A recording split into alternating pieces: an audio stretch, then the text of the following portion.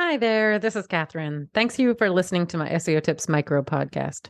So, before we get into today's SEO tip, I just wanted to share with you the ways you can support the podcast if you're enjoying all the tips and finding them useful.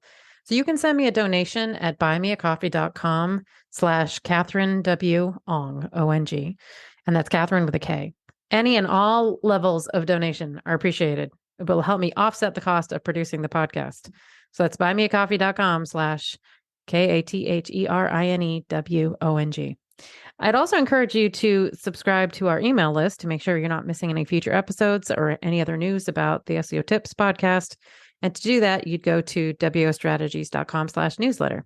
Okay, on with today's tip. Let's talk about how your entire website matters when it comes to SEO. So today I'm going to talk through all the ways that Google looks at your entire website when it determines what kind of search equity your site can expect. I often work with clients that have different teams managing different parts of the website, and frankly, this tip is for them. Hello, thanks for listening to SEO Tips today. So I was actually inspired to create this tip based on Google's John Mueller comment that slow URLs could potentially impact the ranking of other faster URLs on your site. And if all of your slow URLs are actually sitting on the same subdomain, it might just group those URLs.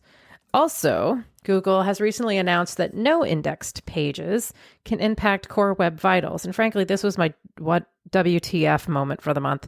Because if you block a page from indexing, clearly you don't want Googlebot evaluating that in relation to your site's ranking. Anyway, all the more reason to try not to generate and orphan those pages as much as possible. So hopefully Googlebot won't find them in the first place. But Google over the years has referenced other ways that parts of your site can impact the overall ranking of your site. And I figured it was time to share with everybody what those are. So here's a non-exhaustive list.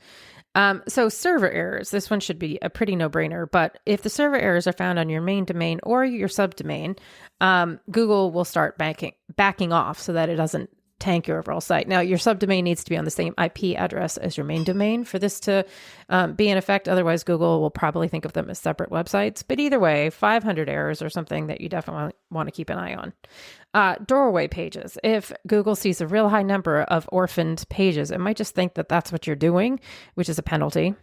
A high number of broken internal links. And this is mostly because that's a sign of a low quality website. And in the Google Human Rater guidelines, there's now clear language that says it's a low quality website if it's an unmaintained website. FYI, large amounts of thin content. Now, you might remember that Panda algorithm from, almost a decade ago now. It's a long time ago. But that algorithm is domain wide. So keep an eye on thin content and make sure you're not generating a bunch accidentally, which is usually how it gets generated. You're linking to penalized sites. This is that bad neighborhood algorithm / penalty. And Matt Cutts, this is way back in the day, right, from Google. He actually said, quote, Google trusts sites less when they link to spammy sites or bad neighborhoods. And they often suggest you use the nofollow attribute if you must link to those kind of sites because nofollow disassociates you with that neighborhood. Generally, I just make sure that everybody knows they should not link to crappy websites. Done. Especially if you already have sort of guidance in place for your web team. Crawl traps. Now, if Googlebot gets caught, or at this point could be Bingbot too, right? So if the search engine gets caught on one part of your site, they're often not going to reach all of your site's pages. And in fact, I've fixed crawl traps on sites, which frankly, once they were fixed, resulted in ranking lifts across the entire site.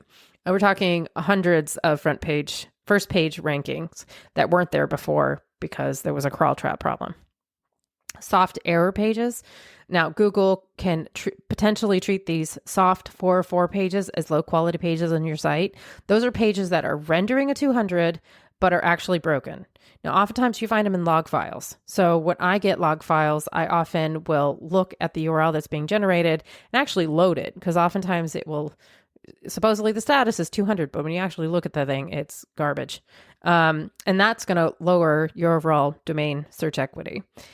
Unmaintained subdomains. Again, if that subdomain is on the same server as your main domain and it's basically unmaintained, it's something you've forgotten about, that could pose a liability if Google thinks that that's part of your main domain. So let me give you the quote from the Google Human Rater guidelines.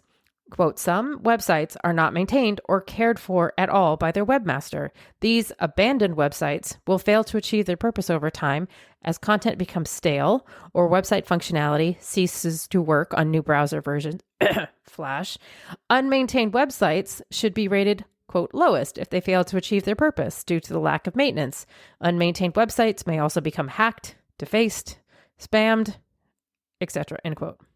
So anyway, this is not an exhaustive list, but it really highlights how neglected parts of your overall website can impact the rankings of the entire website and your search equity in general in Google and Bing's eyes. So if you have a team that's dispersed, that's working on your website, make sure they're all running by the same rules.